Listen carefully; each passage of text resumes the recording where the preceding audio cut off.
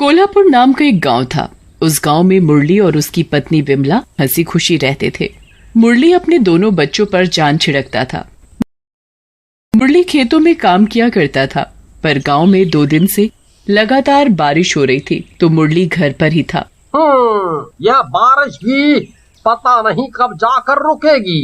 बाबा, मुझे बारिश बहुत पसंद है। क्या मैं और भैया बाहर जाकर बारिश में खेल सकते हैं? मेरी प्यारी सी बेटी, अगर तुम बारिश में गई तो तुम बीमार पड़ जाओगी। अगर तुम बीमार पड़ गई तो तुम्हारे पिताजी को बिल्कुल भी अच्छा नहीं लगेगा। ठीक है बाबा, तो मैं नहीं जाऊंगी, घर पर ही भैया के साथ खेलूंगी। तभी वहाँ चीकू भी आ जाते हैं। अरे मुन्नी, क्यों अपने पिताजी को परेशान कर रही हो? जाओ जाकर खेलो। हाँ मुन्नी, चलो हम दोनों वहाँ मिलकर खेलते हैं। क्या हुआ जी, आप कुछ परेशान से दिख रहे हैं? मैं सोच रहा था, अगर ये बारिश ऐसे ही होती रही तो हमारे खेतों का क्या होगा। अगर खेतों में पानी भर गया तो हमारे खेत कहीं खराब ना हो जाए। मुन्नी के बापू, अब हम क्या कर सकते हैं? ये सब तो ऊपर वाले के हाथ में है। वो जब चाहेगा तभी बारिश रुकेगी। विमला, अब मैंने सोच लिया है कि मुझे क्या करना है। मैं ऐसे ही हाथ पर हाथ रखकर नहीं बैठ सकता, मुझे जाना ही पड़ेगा खेतों पर। विमला, तुम अपना और बच्चों का ख्याल रखना, मैं जल्दी लौटूंगा। अपने पिताजी को बाहर जाते देख मुन्नी और चीकू पिताजी से लिपट जाते हैं। नहीं पिताजी, हम आपको नहीं जाने देंगे। हाँ पिताजी, अभी तो आपने ही कहा था ना कि बारिश में बाहर गई तो बीमार पड़ जाऊंगी। पिताजी, अब आप ही बाहर जाने लगे। मुन्नी के बापू, मत जाइए ना, जरा बाहर तो देखो, पानी घुटने तक है। मेरे बच्चों, मुझे कुछ नहीं होगा, मैं जल्दी ही वापस आऊंगा। विमला, बच्चों को संभालो। इतना बोलकर मुरली बाहर चला जाता है। बारिश बहुत तेज थी और पानी उसके घुटनों तक था।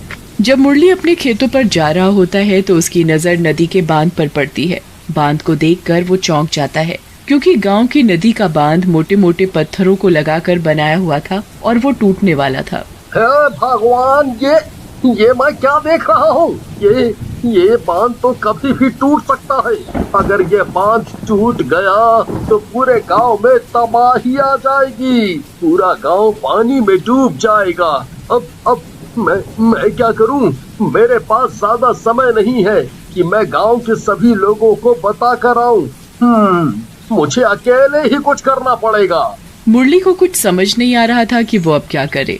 फिर मुरली क्या करता है, वो पास में पड़े बड़े बड़े पत्थर उठाकर बांध पर लगाने लगता है, पर पानी इतना तेज था कि उन पत्थरों के बीच से भी पानी रिसने लगा। हे भगवान, मदद करो मेरी। मुरली नदी के बांध को रोक नहीं पाता है और देखते ही देखते बांध टूट जाता है और नदी का पानी तेजी से गांव में घुस जाता है। पर बांध टूटते ही मुरली उन बड़े बड़े पत्थरों के नीचे दब जाता है और ऊपर से पानी। मुरली की वही मृत्यु हो जाती है। पूरे गांव में बाढ़ आ जाती है और गांव के लोग अपनी अपनी जान बचाने के लिए इधर उधर भागने लगते हैं, क्योंकि अब उन सब के घरों में पानी भर चुका था। अरे भाइयों, अपने गांव में बाढ़ आ गई है, सभी लोग अपनी अपनी जान बचाओ। विमला अपने दोनों बच्चों को किसी ऊंची जगह पर बैठा देती है और खुद पानी में खड़ी होती है। पानी उसकी कमर तक था। मुन्नी के बापू अभी तक नहीं आए। हे भगवान, वो कहीं कोई मुसीबत में ना हो, उनकी रक्षा करना भगवान। माँ, पिताजी ने तो बोला था कि वो जल्दी घर आएंगे, पर वो तो अभी तक नहीं आए और ये पानी तो बढ़ता ही जा रहा है। माँ, अगर हम इस पानी में डूब गए तो? मुन्नी, ऐसा नहीं बोलते, देखना पिताजी अभी आएंगे और वो हमें बचा लेंगे। बच्चों, अब ये जगह हमारे लिए सुरक्षित नहीं है, हमें ऊपर छत पर जाना होगा। विमला अपने बच्चों को छत पर ले जाती है। पूरा गांव पानी में डूबा हुआ था। लोगों के घर आधे आधे डूबे हुए थे। सभी लोग अपनी अपनी छतों पर पनाह ले रहे थे। कुछ लोग पानी के बीचों बीच फंसे थे और चिल्ला रहे थे मदद के लिए। कोई बचाओ मुझे, अरे कोई तो मदद करो मेरे। बाढ़ में लोग इधर उधर फंसे पड़े थे और पानी तो बस बढ़ता ही जा रहा था। तभी एक बच्चा पानी में गिर जाता है और तड़पने लगता है। तभी मुरली का भूत आकर उस बच्चे को अपने कंधे पर बिठा लेता है। कुछ नहीं होगा तुम्हें बेटे, अब मैं आ गया हूँ, मैं बचाऊंगा तुम सबको। तुम भूत हो, मुझे खा जाओगे, छोड़ दो मुझे, छोड़ दो मुझे, छोड़ दो। भूत है, भूत भूत। भूत पानी में तैरते हुए उस बच्चे को उसकी माँ के पास छोड़ देता है। उधर गांव का एक आदमी कन्हैया डूबने वाला था कि तभी वहाँ भूत आता है। तुम तो कोई भूत लगते हो।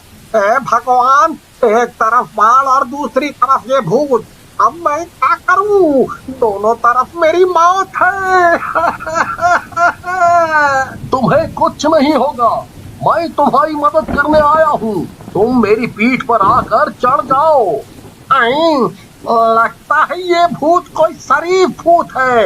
अभी तो अपनी जान बचाने में ही फायदा है, चाहे ये भूत ही क्यों ना बचाए। भूत कन्हैया को अपनी पीठ पर उठाकर एक ऊंचे से पेड़ पर बिठा देता है। भूत पानी में फंसे बच्चे, औरतें और बड़े बूढ़ों को अपने कंधों पर बिठा बिठा कर एक जगह से किसी सुरक्षित जगह ले जा रहा था। गांव वालों का सब कुछ डूब चुका था। उनके पास खाने पीने को भी कुछ नहीं था। माँ, पिताजी तो अभी तक नहीं आए, क्या मैं उन्हें जाकर ढूंढूं? इन बच्चों को कब तक दिलासा दूं? हे ऊपर वाले, उन्हें भेजता क्यों नहीं?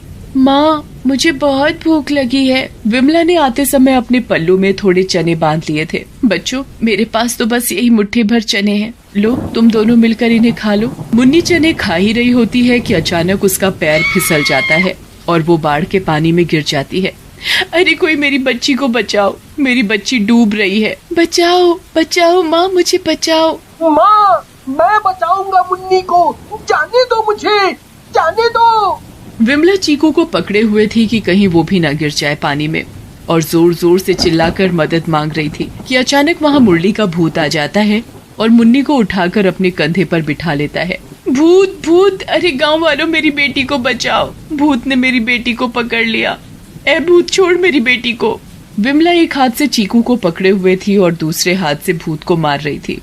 विमला, विमला, मैं हूँ तुम्हारा पति मुरली।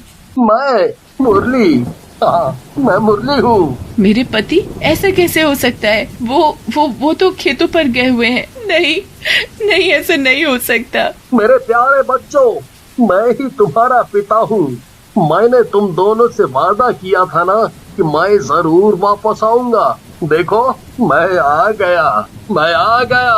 विमला और दोनों बच्चों को भी यकीन हो जाता है कि वो भूत ही उनके पिताजी हैं। मुन्नी के बापू, ये कैसे हुआ?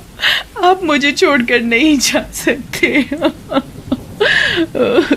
जब मुरली घर से खेतों के लिए निकला था और उसके बाद उसके साथ क्या हुआ, कैसे उसने वो नदी का टूटा हुआ बांध देखा और वो गांव को बचाते बचाते वहीं दबकर मर गया और भूत बन गया, सब बता देता है। उस भूत की सारी बात गांव के सभी लोग सुन लेते हैं। मुरली भाई, तुमने हम सबको बचाने के लिए अपनी जान दे दी।